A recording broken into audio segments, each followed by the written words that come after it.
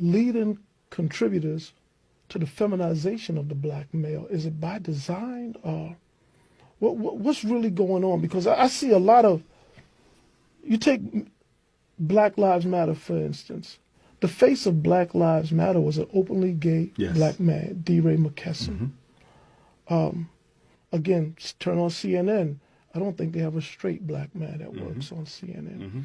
And there seems to be this trend where the people who are selected to be our voice are either LGBT, interracial mulattoes or whatever, or in interracial relationships. I'm talking about Van Jones, white wife. Yeah, Shannon Sharpe. A lot of people in sports. A lot of people in sports. I was hurt with Shannon because I really appreciated the way Shannon stood up and stood out and spoke out during the Colin Kaepernick ordeal. And when I found out that Shannon Sharpe was, at least at that time, engaged to a white woman, it crushed me. Because I said, here's a brother who's on point. But then it made sense to me. That's the only reason why he in that chair across from Skip. Well, you know, because he got that white woman at home. No, everyone that I see in the spot, not they everyone. They are compromised in some way. Either they're in interracial relationships. Why is it? Why do we not have the strong black man? Because there's a war against the black family. America has already tried to destroy the black male. America has tried to destroy the black female. America has tried to destroy the black child. Now America has come to a maturity in their genocidal campaign where they now want to destroy the black family as a unit. That's why when you look at all of the new shows on television today, they're homosexual or biracial. Look at all the commercials you see on TV, homosexual or biracial. When is the last time you saw a richly melanated black man and black woman with richly melanated black children on a show or a commercial? You don't see them. Let's take Empire. And I just ran into Jussie Smollett in Harlem 2 weeks ago. And he's biracial and homosexual. Yeah, so he checks all the boxes. Yeah. So you take Empire. You got 4 leading black male actors in the #1 miniseries in recent American history. You got Lucius, Andre, Hakeem, and Jamal. Lucius, you got a narcissistic black male from Philadelphia. Don't trust his baby mom. Exploits, uses women. Don't really like women, except for sex and to use them. Then you got his oldest son, Andre.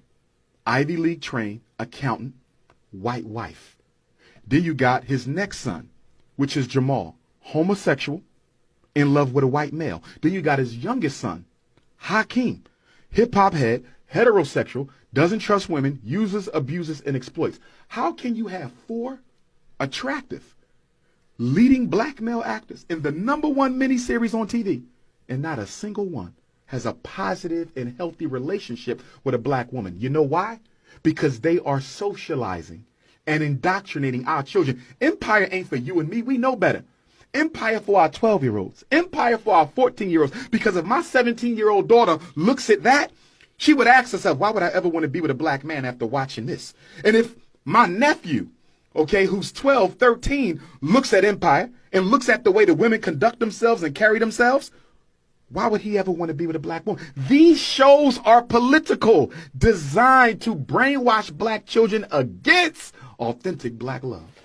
Were you aware that the creator of Empire, Lee Daniels, is a black male, homosexual? Oh, not only that. In a relationship with a white man. Not only that, Lee Daniels has a movie coming out called Pimp, I think it is, starring Keke Palmer, who is a lesbian pimp.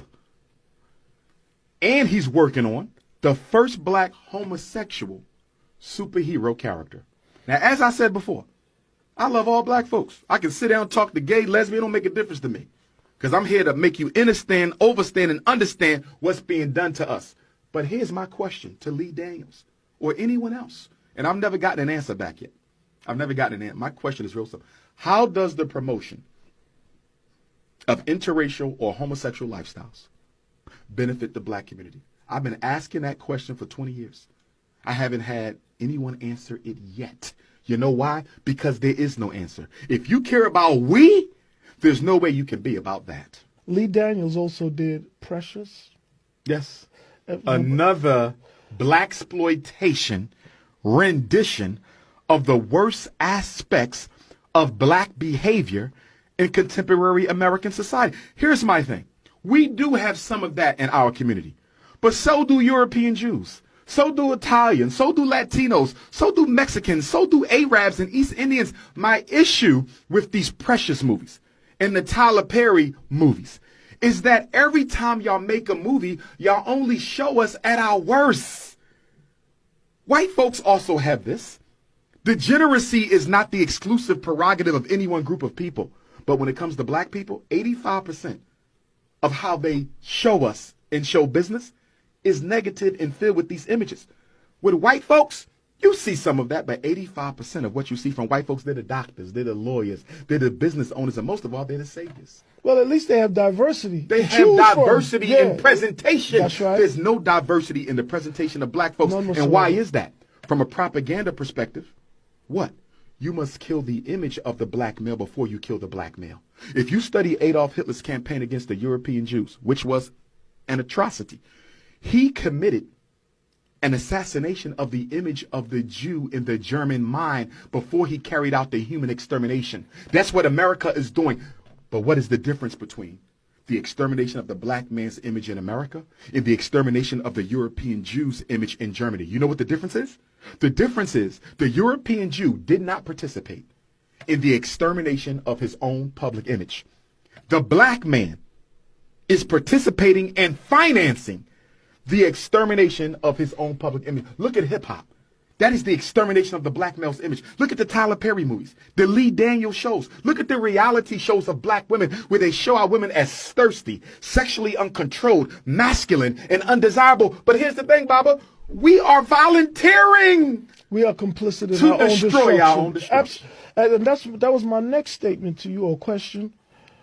Why, with all their money, are the LeBron Jameses and the Jay-Z's and everybody else partaking in this? Do they not have a choice? Are they compromising somewhere that they have to go along with this? Are they sadistic? Is it self-hatred? What is it? All of the above? Because what I don't understand is, why are the people we celebrate the most among ourselves, the black people we celebrate the most, seemingly the most weaponized against us? Dr. Francis Cress Welsing, greatest African psychiatrist in modern history from this city, said, if you don't understand white supremacy, what it is and how it operates, nothing else will make sense to you in this society.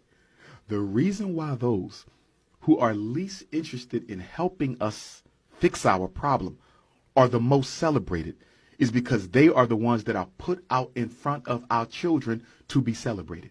If you were not loyal to black people before you got rich, you definitely will not be loyal to black people after you get rich. But let's go further. During slavery, when a rebellious slave misbehaved, what would they do? They would put him out in front of all the slaves, and they would whip him and tar and feather him and lynch him as a message to the others. Every generation, white America makes a sacrifice of a black celebrity. Look at your entire life. I've been on the planet 45 years. Every generation of my life, every decade, white America finds a celebrity that they put out and destroy them as a